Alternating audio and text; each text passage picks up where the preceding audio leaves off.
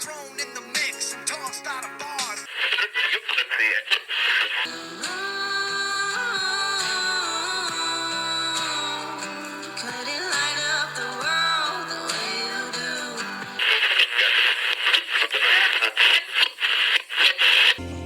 Welcome everyone to Podcast 69 South, where we cuss and discuss true crime, cold cases, current events, and hot topics, along with our state of society today. This is your trigger warning. Our podcast content is produced for adult listeners 18 years of age and older. We discuss situations that may be offensive and triggering to some listeners. Sit back, relax, and enjoy. Thinks you're going to go to a gym on a Monday morning and, potentially be in the same building as a dead body. Elizabeth Lynn says her Monday morning workout started like any other day until she noticed a foul smell. And I was kind of like sniffing, trying not to look crazy, but I was like, something smells really awful here. That smell coming from one of the tanning bedrooms, where 39-year-old Derek Sink was found dead. The first thing that kind of went off in my head was, lack of attention from the staff members at Planet Fitness, which is pretty disappointing because maybe it could have been prevented. Sink's family tells 13 News he went into a tanning bed at the gym on Friday, but wasn't found until Monday morning. They say he struggled with drugs, and a needle was found in the room with him. At the Planet Fitness, male unconscious in the tanning room. He is not breathing. His aunt says they reported him missing Friday, and he was wearing an ankle monitor, which helped police find him. During the 3 days Sink was considered missing, the gym remained open. Welcome back, everybody, to 69 South. We're glad you're back with us. We're glad to be back with you. I'm Chop, your host, and with me always is my beautiful, lovely co-host, Julie. How you doing today, baby? I'm amazing, and I hope everyone else is having a good day. We have a crazy story today. I'm sure you heard it on the news. There was a man that was dead inside a Planet Fitness for over 3 days, and he was also on house arrest, like GPS monitoring, which makes it even crazy. Yes, and his girlfriend, Heather Bradford, just got arrested for causing his death by giving him a controlled substance. This is a really sad, hard story to tell, but we're going to get into this probable cause affidavit and let everybody know. And we're unbiased people, as we usually are. And so we're going to tell it verbatim, and we're just going to report on the exact news, and that's how it's going to go. This story brings a lot of tragedy, and it also opens up some conversation about the opioid epidemic and how bad it's got, especially with this fentanyl and stuff, man. And it basically started back in the early 2000s, and we're going to get a discussion on all of that because there's both sides to every story, so we want to make sure we cover both sides. So we're going to get right into it. On November 11th, 2024, at approximately 8:50 a.m., IMPD officer Puente and Indianapolis Emergency Medical Services Medic 26 were dispatched to the Planet Fitness located at 8707 Hardigan Street in Indianapolis, Indiana, on a report of a DOA. Upon arrival, Officer Puente and Medic 26 came into contact with Planet Fitness General Manager. They stated there was an alarm coming from a tanning room number 8. Hazlitt stated there was also a foul odor coming from the tanning room 8 and the door was locked. I wonder what that alarm was. Like, what kind of alarm was going off? It might have been a wake-up alarm or something for a Monday morning. Right, but if he'd been in there for 3 days, how long had the alarm been going off? Right. You never know. On those iPhones, you can set the alarm to certain days, certain times. Oh, you think it was an alarm? He might have had an appointment. Phone. He might have had an appointment. It was an alarm from his phone, is what right, you're saying. Right. Now, so there was the alarm and a foul odor coming from the tanning room, and the door was locked. Hazlitt had another employee open the door where they found an unresponsive male inside the tanning room. The decedent, who would later be identified as Derek Sink, was found kneeling on the floor in the tanning room with his head resting on the table. Due to obvious signs of death, including the lack of pulse, a moderate state of decomposition, rigor mortis, and liver mortis, no resurrection or resuscitation efforts were initiated, and Narcan was found on the table near Sink. IMPD evidence technician T. Clark took photos and collected the syringe, which was transported to the IMPD property room narcotics vault. Sink's keys, wallet, and cell phone was collected by the deputy coroner, Kelly, and transported to the Marion County Coroner's Office. I bet that was a harsh scene, man. What they're saying is, folks, is the dude was so dead at the time and passed away, there was no trying to give him Narcan, no trying to give him any type of life-saving features, man. Obviously, the dude was dead, and it had been dead for a long while. Apparently, he had Narcan, though, because it said there was Narcan sitting there on the table. So maybe it was his, and just in case he felt that he overdid it, it was there just in case, you know what I mean? Yeah, you never know. You never know. And I've heard a lot of people these days. We know some people, we've interviewed some people who've been on this fentanyl trip. A lot of these kids nowadays, I say kids, but they're kids to me. Grown adults, people. Right. They try to get as high as they can with buddies sitting around them, Narcan them to bring them out because they know they're going to get saved. And that's some fucked up shit. But they're doing it, folks, man. Be aware of that shit. The Marion County Coroner's Office was contacted, and Deputy Coroner Kelly and Training Deputy Coroner Parker responded to the scene. Sink was wearing an ankle monitor, and Field Officer Griffin from Track Group, who services Marion County ankle monitors, was also on the scene and spoke with Deputy Coroner Parker. Griffin stated Sink's ankle monitor was idle for several hours on the evening of November 8th, 2024. The ankle monitor sent an idle alert after being idle for 8 hours to Track Group at approximately 2:17 a.m. on November 9th, 2024. The ankle monitor gave a location somewhere on the property of Planet Fitness at 8707 Hardigan Street. Griffin received a second idle ankle monitor notification on November 9th, 2024. And so he went to the area and was unable to locate Sink or the ankle monitor. So the next day, on November 10th, 2024, Griffin received a third idle notification for Sink's ankle monitor. Griffin went to Planet Fitness again, and he searched the inside of the business, including the tanning area. Griffin even stated that he smelled a foul odor and notified Planet Fitness staff immediately. Planet Fitness staff told Griffin that all rooms had been checked and there was no concern, as the staff checks each room nightly. Griffin received another idle notification from the same location on November 11th, 2024. So he had come to the scene. So obviously there's a lot of bullshit in that right there because, for one, they checked every room, which is a lie because he was in one of them. All rooms are cleaned every night, which is bullshit because he was in a room. Yeah. I mean, you'd think a dude be on house arrest or GPS monitoring and they get a total 4 idle alerts at this time. I mean, why didn't they do a sweep of every single freaking room of this Planet Fitness? Because they said they did. Were they bullshitting? How precise are those ankle monitor things? Does it like go down to the feet? Does it go down, or does it just give like your GPS does on your phone? Does it give like an approximate location?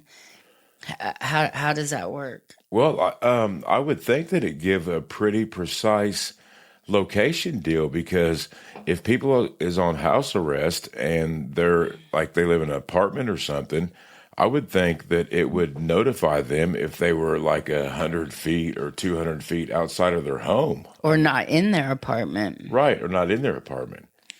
It just gets me that they got 4 of those idle alerts and they still couldn't find the poor dude until he was. Yeah, even his officer went there, 3 times? The third time is when they had found him. Well, he got 4 alerts.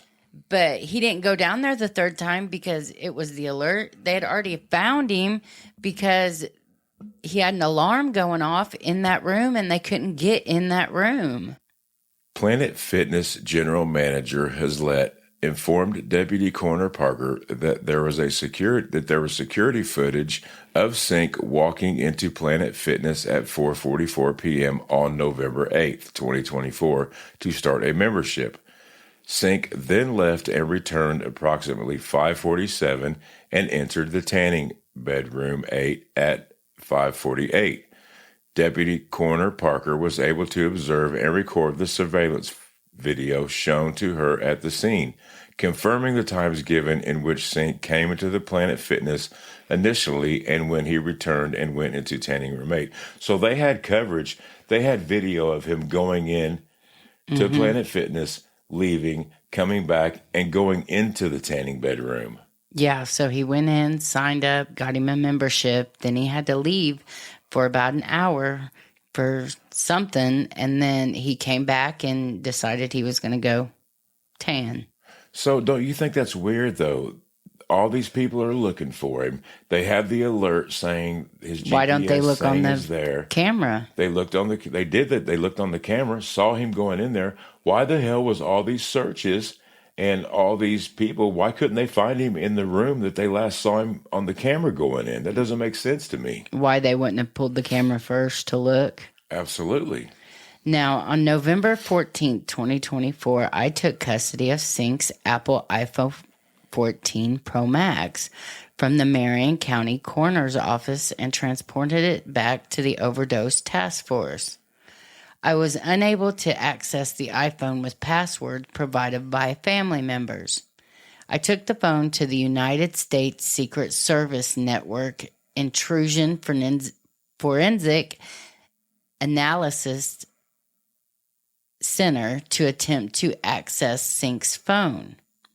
On November 26, 2024, I received Sink's iPhone back from NIFA Carter along with a drive containing the data retrieved from Sink's iPhone for review. On December 2nd, 2024, I began reviewing the data recovered from Sink's Apple iPhone 14 Pro Max.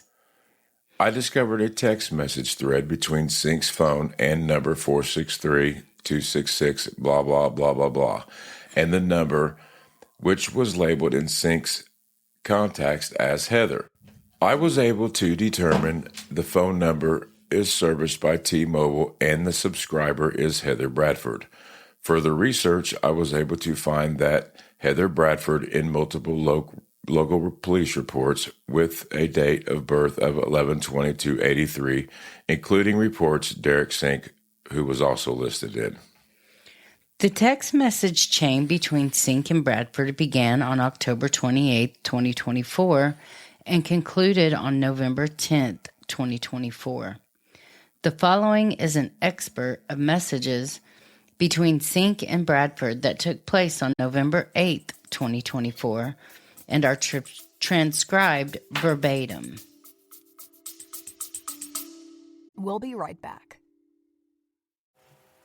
Hey everybody, it's Chop here at 69 South. We have gathered quite the following of new and faithful listeners. In fact, we're in 72 countries and 1,600 cities. Excites the shit out of us, to be honest.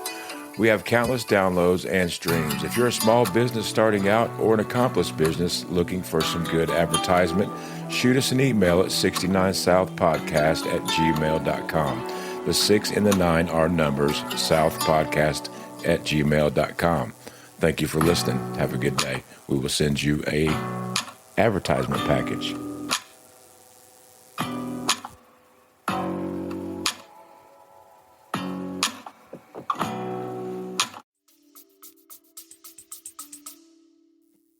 I will be reading Derek's, and Julie will be reading Heather Bradford's. So go ahead, babe.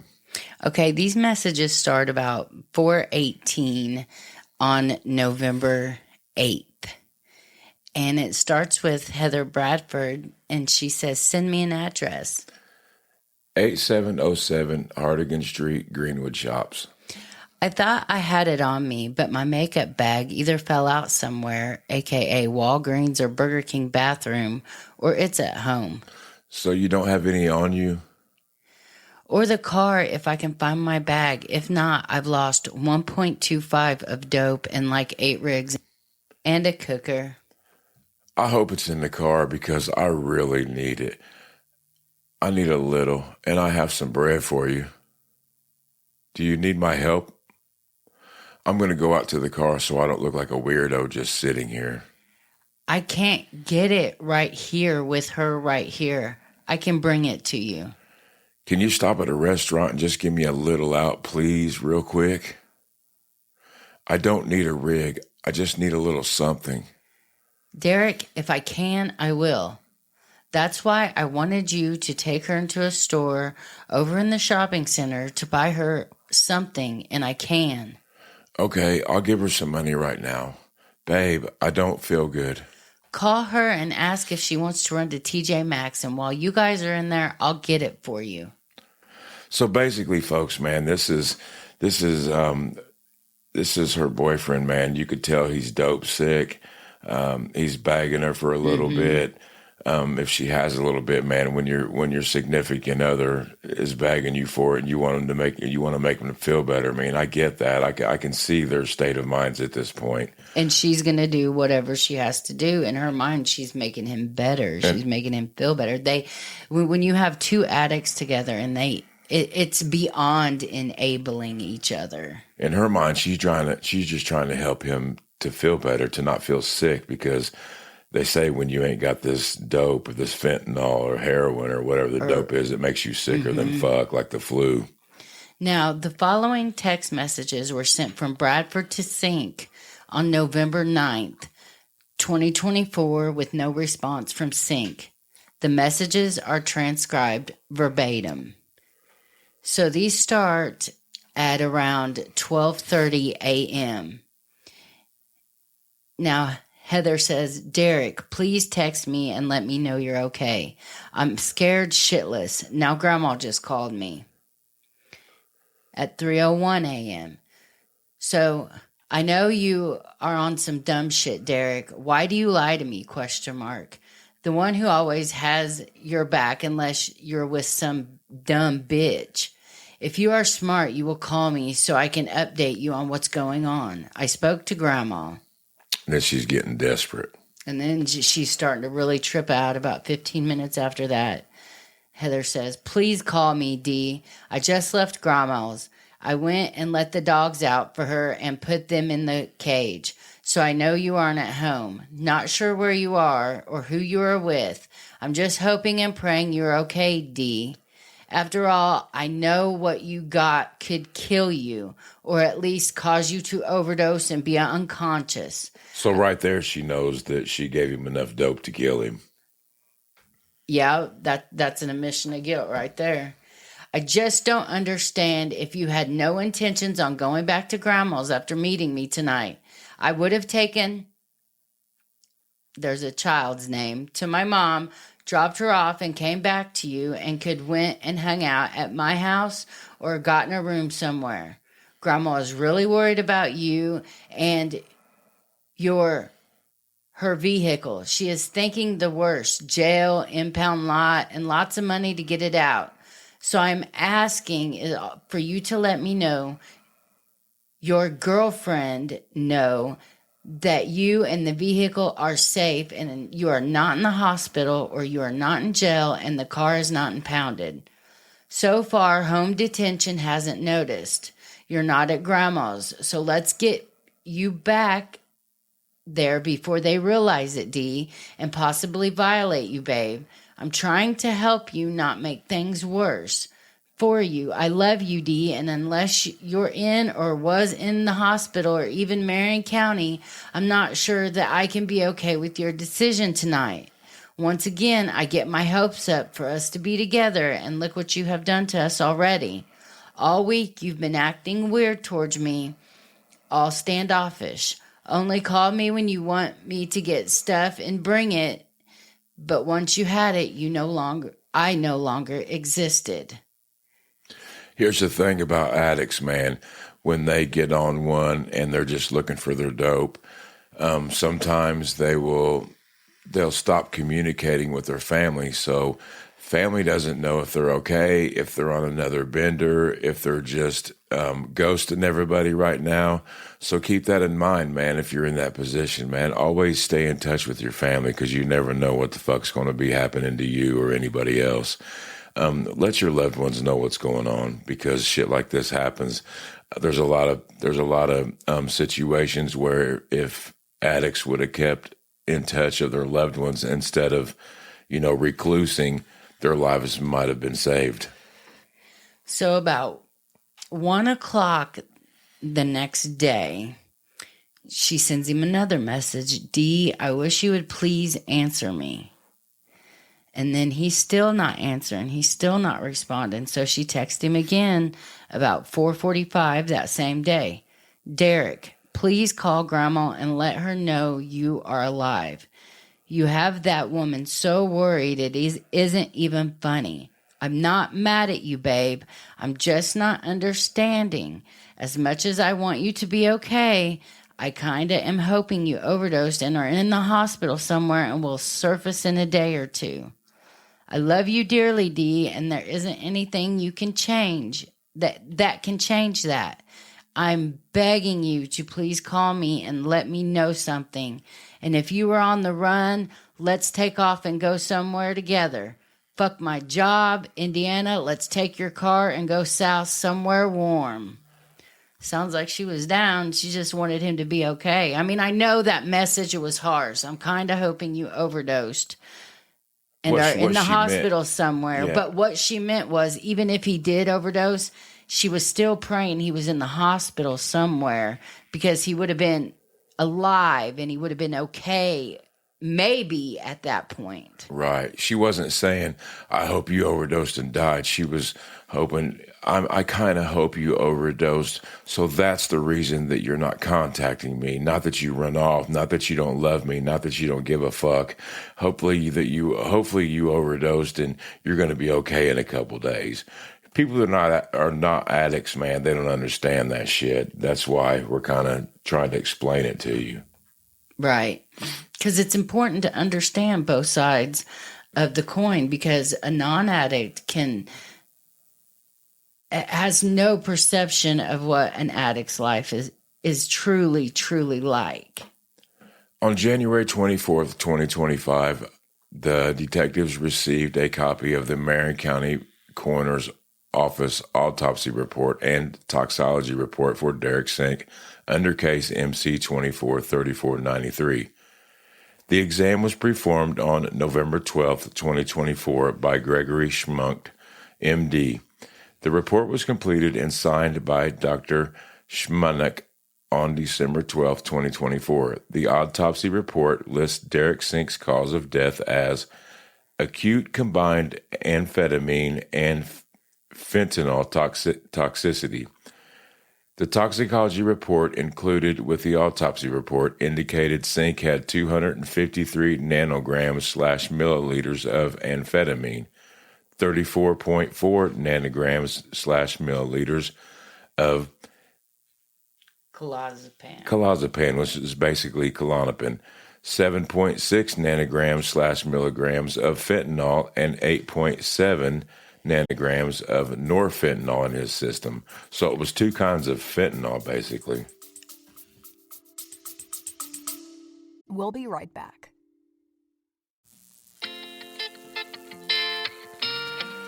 Hey everybody, this is Chop from 69 South, man. While we're taking a little break, get up, get yourself something to drink, grab yourself a plate of food. But hey, look up shopcityjewels.com, man. Pick up one of our badass 69 South t-shirts. A portion of the proceeds goes to victims, and it helps support our show, help keep the lights on here in the studio. We thank you all so much for listening. Everybody, just take it easy and enjoy life. That's what it's all about. Yeah, I've never heard of that.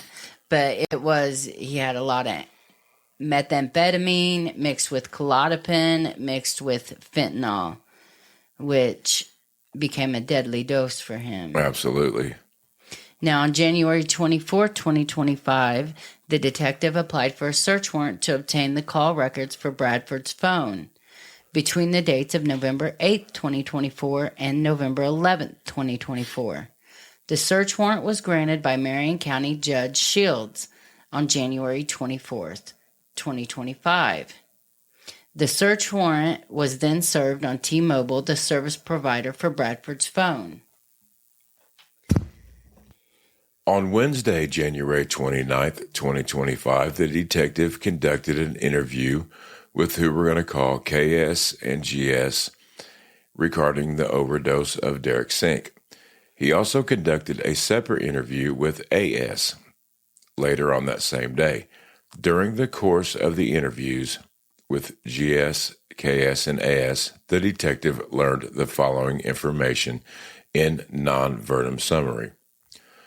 First bullet point, Derek Sink was living with his grandmother, GS, at the address on Friday, November 8th.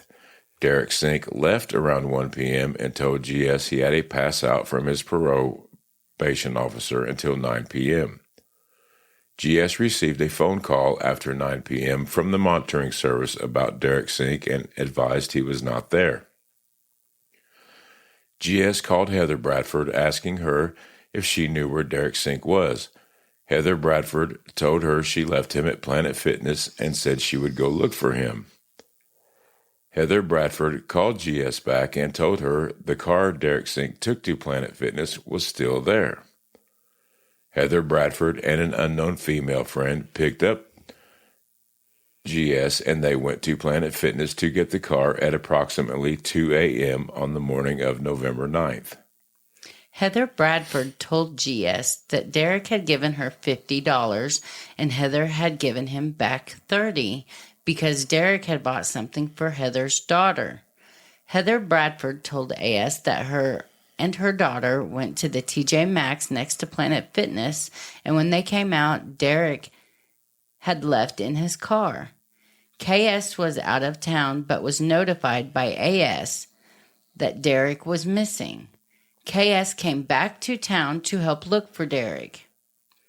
GS said Heather Bradford came to her house to look through Derek's room to see if she could figure out where he might have gone.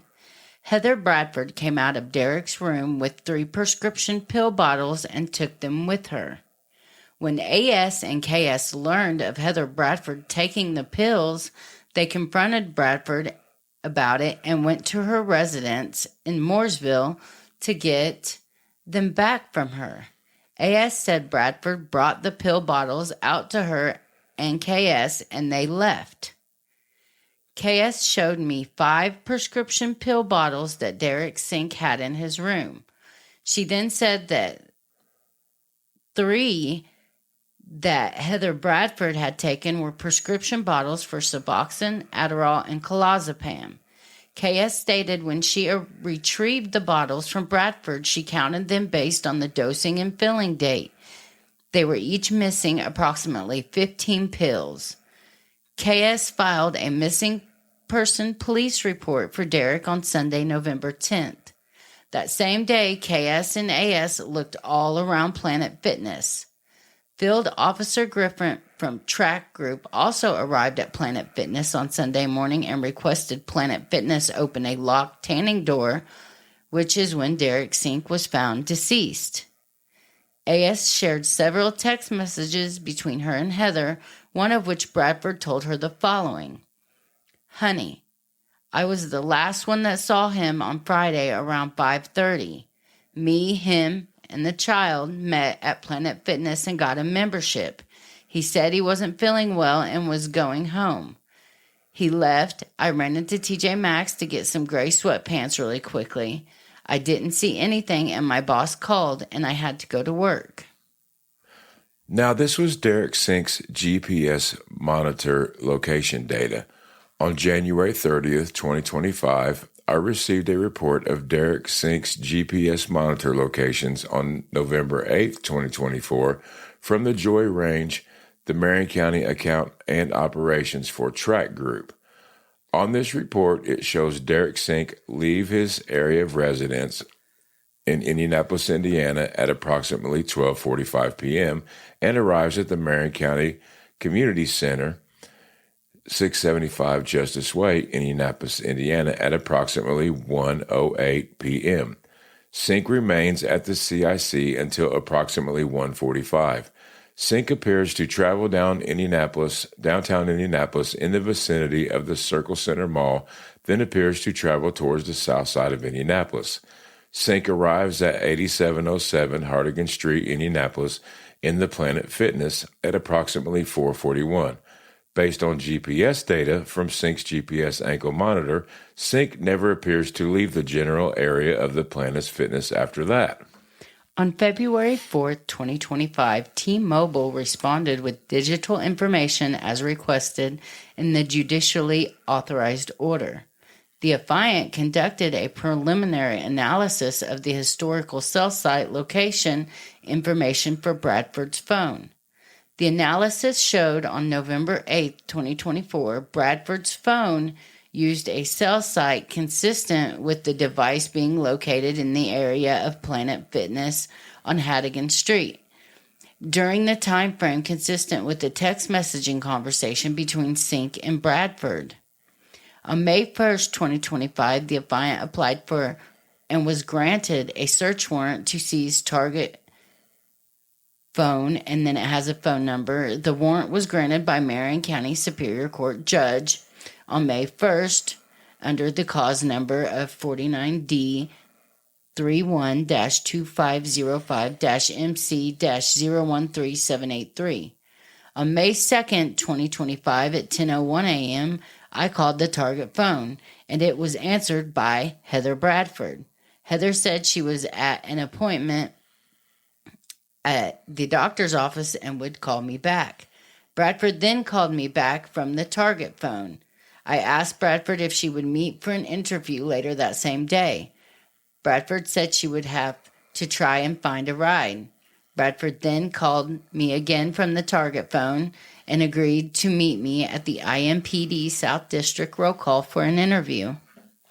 Boy, at this time, I bet she knew that the shit was getting deep and they was on to her. I wonder if she ever thought that they would catch on to these text messages and put two and two together and realize that she's the one that gave him the dope that did that. I wonder if she even knew that they had sent his phone off to the Secret Service and wherever they sent it and got into it. You think she ever knew that?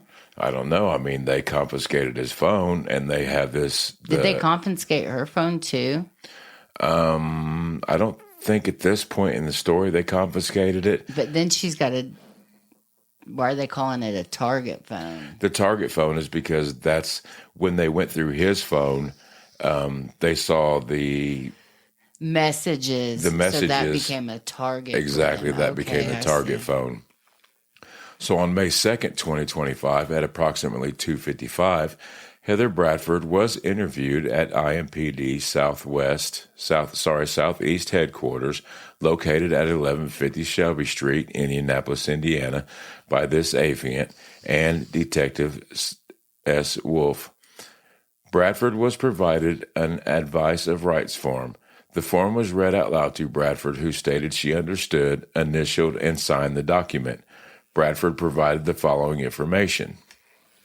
Bradford first spoke to Derek Sink on November 8th around 9:10 a.m. Derek told her he had a pass out from probation so they could get a Planet Fitness membership so they could start working out and try to stay sober. Bradford's daughter wanted to see Derek that day, and Bradford was supposed to go to work around 6 p.m. that evening. Bradford picked up her daughter and they went to Taco Bell. Bradford and her daughter then met Derek at Planet Fitness around 5 to 5:30 p.m., and Derek was already inside filling out paperwork for a membership. Bradford said it was getting close to 6 p.m. and her daughter began not feeling well and threw up. Bradford took her daughter into the bathroom at Planet Fitness to help her get cleaned up. Once they came out of the bathroom, Derek walked them out to the car. Bradford said her daughter asked if Derek was okay. Bradford described Derek's speech as being slow, and when he looked at them, it was like he was looking through them. Bradford said she was worried about Derek was possibly having some of his seizures that he had had in the past.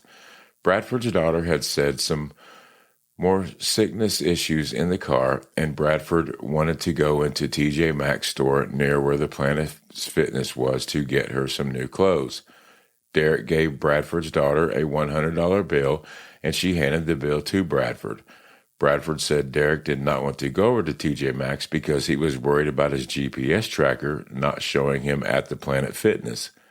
Derek followed Bradford over to TJ Maxx in his vehicle. Bradford walked over to Derek in his car, and she asked him if he was okay. Bradford asked Derek if he relapsed, and Derek told her that he had not relapsed. Bradford walked into TJ Maxx. Her daughter stayed in the car, and when she came out, Derek was in his car, and his car were gone. She asked her daughter which way he went, and her daughter indicated Derek drove off towards County Line and US 31 Bradford, then took her daughter home and went to work. See, there's some bullshit in that paragraph right there. She's acting like... So she was at TJ Maxx, and she went into TJ Maxx, and her daughter was standing outside with him, or her and her daughter went into TJ Maxx? Right. Well, she also said that her and her daughter was worried about how Derek was acting, like, and she asked him, "Have you relapsed?" "Oh, no," knowing damn good and well she just gave him a little nod of fentanyl. So you know that statement's that full of statement's shit. A lot of bullshit. Yeah, for real. And plus, they wanted to get They were trying to set a narrative of him maybe having a seizure or being sick or something of that nature. She was trying to set the funky narrative right there, not knowing they already had the text messages between her and Derek. Right. I mean, come on, man. I got to pass out to go to Planet Fitness so we can start working out and, stay sober like we've been staying sober. When really all this was a ruse to meet her at Planet Fitness so he could get some fentanyl to do some dope because he was feeling sick. Not dogging him. I'm just saying the truth. Okay. Bradford said while she was at work, she had a missed call from GS, and GS is being the grandmother. Bradford called GS back after she got off work around 11:30. GS asked if Derek was with Bradford. Bradford told her he was not. GS told Bradford that Derek was not home, and his home detention officer called asking about Derek, and GS told the home detention officer that Derek was not here. GS asked if Bradford knew where he was. Bradford told GS she last seen him at Planet Fitness around 6 before she went to work. Bradford got home from work, went by GS's house, then went to look for Derek at parking lot and gas stations along County Line Road. Bradford said she called and left voice messages for Derek telling him to call because they are all worried and wanted to know that he was okay. Bradford says she also sent him text messages telling him the same thing. Bradford then pulled into a parking lot at Planet Fitness and saw his vehicle parked in front of Planet Fitness. Bradford checked for Derek in his car, and he was not there. Bradford then checked the Planet Fitness doors, also thinking they were still open.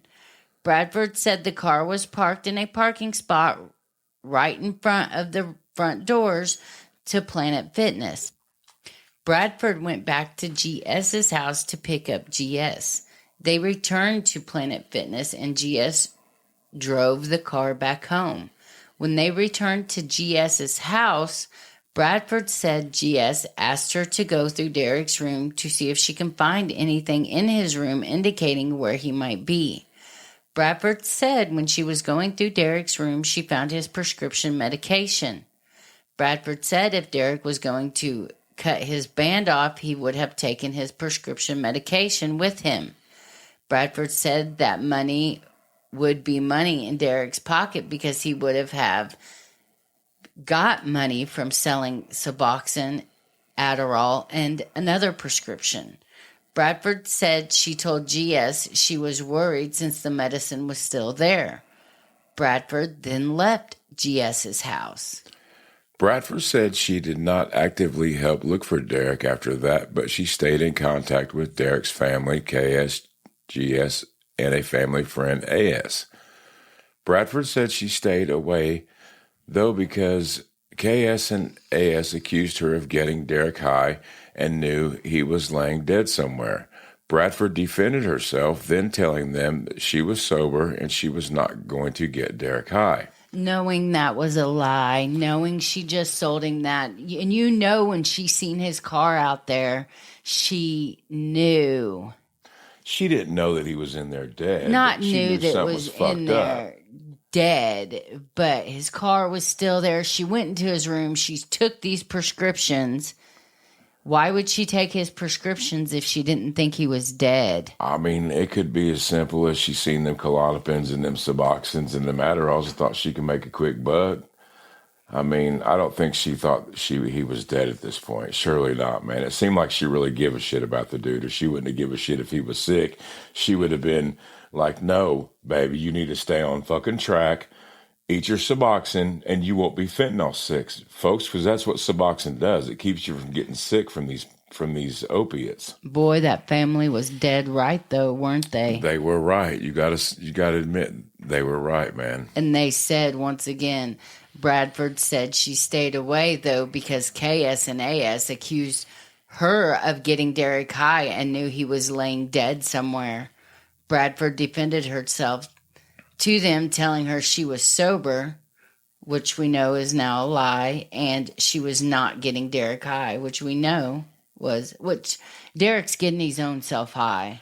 Because had he not got it from her, he would have definitely got it from somebody else. He'd have got it from somewhere else. That was just the easiest low plug he could get it from, for sure. Bradford talked about the first 4 weeks of her and Derek's relationship prior to them both going to jail on warrants, indicating that in that time frame, Derek overdosed and she gave him Narcan and put him in a cold shower 23 to 25 times. I want you guys to let that sink in. That's beyond a problem. That's 5 times is beyond freaking insane. 23 to 25 times. That's just like going back to what I said, people. These fentanyl addicts, man, they have people sitting around waiting on them to put them in a tub of ice, waiting on them with Narcan just to see how fucking high they can get before their loved ones or their buddies and shit can bring them out of it. This shit is fucking insane. But this is what's happening in the society right now, people.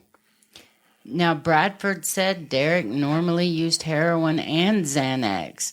Bradford says she normally used heroin in her past.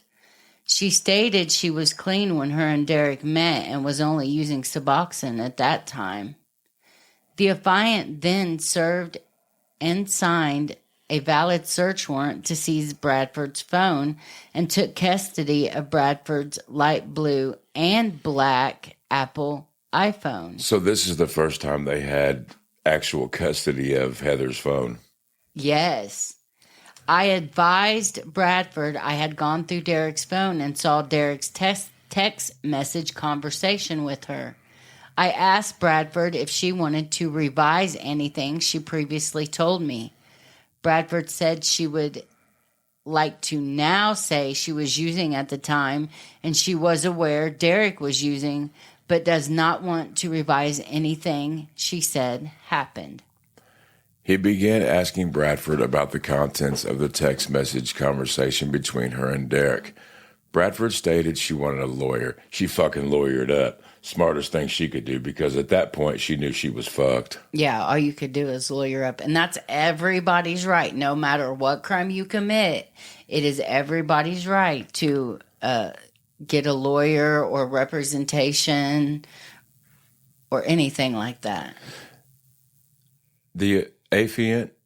Affiant. Sorry, baby. I keep getting that shit wrong. It just looks like affiant. The affiant applied for and was granted a search warrant to search the contents of Bradford's light Apple phone by Marion County Superior Court Judge Terrence Tharp under cause number 49D28-2505. The search warrant was served and IMPD analyst K. Pierce began a digital extraction of the contents of Bradford's Apple iPhone. On May 7, 2025, they began reviewing the report generated from the digital extraction of Bradford's iPhone. They located a text message between Heather Bradford and the unknown individual, which was determined through law enforcement database as used by a Michelle. A redacted name, basically. There was a text message sent from Bradford on November 9th. The text message is as described verbatim. Now, this is November 9th, 2024. Michelle, I need your help finding Derek. I gave him some shit and he told me he was going back home and he ain't made it to Grandma's house. And then it says, I located another text message conversation between Bradford and a contact named Brother Jason. The contact shows a phone number that was redacted, and I was able to determine through law enforcement databases this number is used by a man named Jason. The following is an excerpt of the text message conversation that took place on May 2nd, 2025 between Bradford and Jason, and is transcribed verbatim. And I will read Heather's part, and you can read what's known as JJ's part in herein. And this is on May 2nd, 2025. Oh, and I had an IMPD officer call me and asked if I could meet with him to answer a question regarding Derek's death at Planet Fitness. What should I do? Damn, that's sketchy. You can avoid them if you avoid them, that's only going to look fucking bad. I would make sure that I'm in tip-top condition as far as my mood goes before I meet with him, though. If you gotta win the fucking Academy Award on this one, Heather, you have to win the Academy Award on this one, Heather. I know. I thought the same thing. It's sus. I haven't heard from them at all. Not one time since they found him. And I'm nervous, LOL, but other than that, I'm in a great mood. I just dosed. They called me while I was at the clinic. His exact words. Hello, this is Officer so-and-so. Heather, first I want to say I give my condolences to you about Derek. However, I was wondering if you would be willing to meet with me and answer some questions regarding Planet Fitness and Derek's passing. Just keep this in your mind. They don't know nothing. They can suspect whatever the fuck they want, but that doesn't mean a fucking thing. Right. His phone was never found, to my knowledge, and supposedly the police don't have it, according to his ex-wifey. If they had that phone, a warrant would have been issued for my arrest already. Yeah, that message is sus for sure.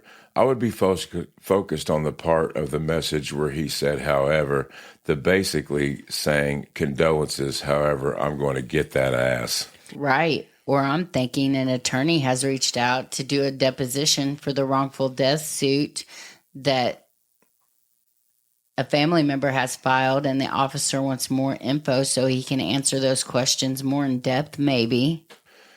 And as far as that phone goes, yeah, hopefully they don't have that phone. Did anyone try to call him for that time that he was missing? Well, that day, I told him I didn't have anything with me since I had Ava with me. But other days, it's clear as a bell that he got his shit from me. I did. Did it go straight to voicemail or did it ring? His granny did, his aunt, his PO, his house arrest officer. It kept ringing. And by Sunday night, it was going to voicemail. He had a cell phone on. He had a cell phone with him. I bet money on it. You got to keep your fingers crossed that he lost it or something, because probably it seems to me that it went out and he couldn't answer his phone, so it was still on, but he obviously didn't answer it. That's the worst case scenario, because they're not going to tell you they grabbed the phone from the scene. I'm just keeping it real with you. Is there anybody in your family that would have threw you under the bus when they found out or that could throw you under the bus? Yes. He had his phone with him after I left, because he called me like 10 to 15 minutes after we left each other, because I answered and I heard music in the background and Derek was talking about someone or himself. I could vaguely hear what was being said, but couldn't really make it out. I just kept saying, D, hello, D, answer me. God damn it, D. And like 5 minutes of that, then I hung up because I was driving and had my daughter attempt to call him off her phone with no answer. His son and grandmother both asked where his phone was at the scene, and police told them there was no phone, and he had a gold necklace missing off his neck as well as a gold diamond ring.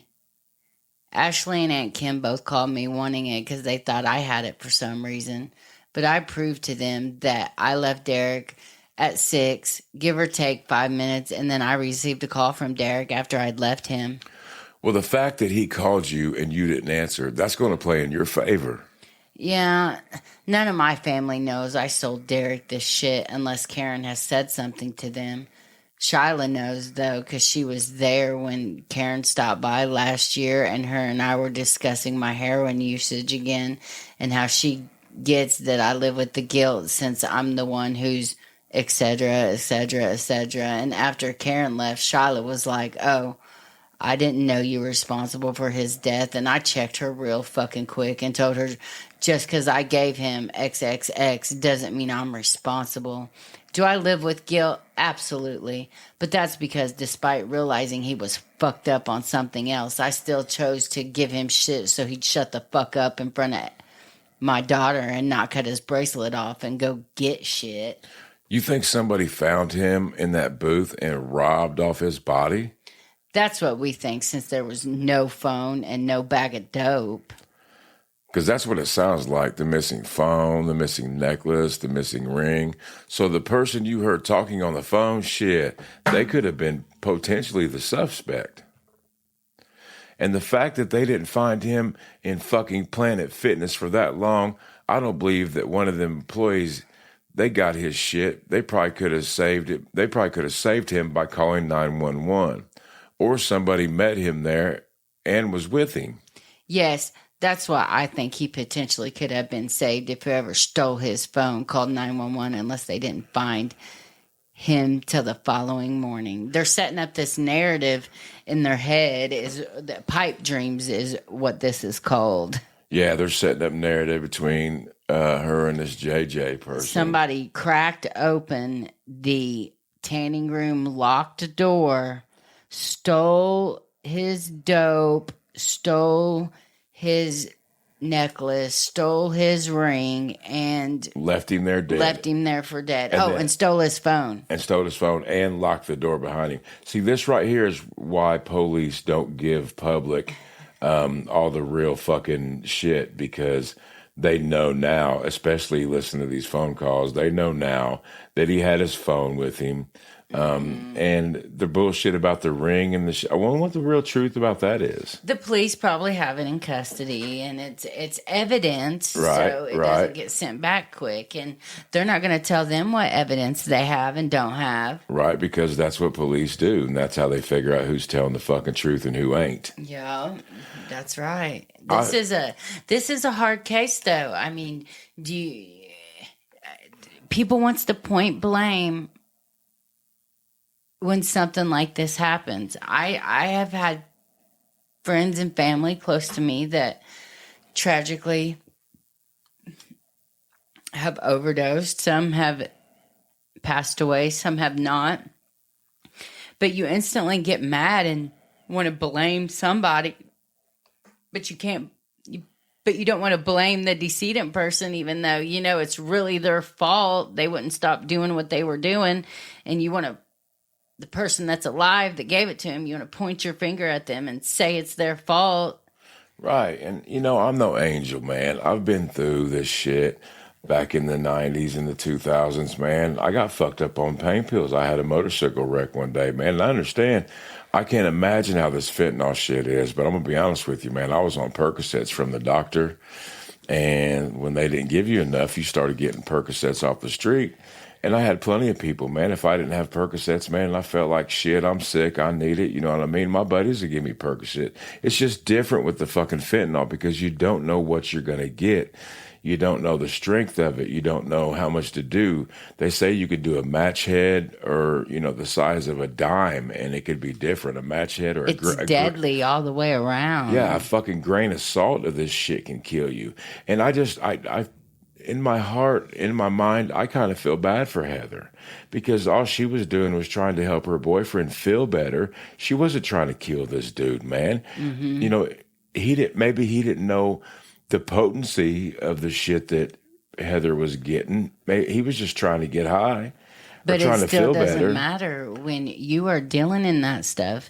Yeah, them dealers know exactly the consequences of their actions. They absolutely if they're gonna deal dope and somebody's gonna die, they're gonna be held liable for it if it comes back to them. I agree with you 100%. It just, I don't know, man. If it was one of our kids, I'd say fucking hang him at the noose. You know what I mean?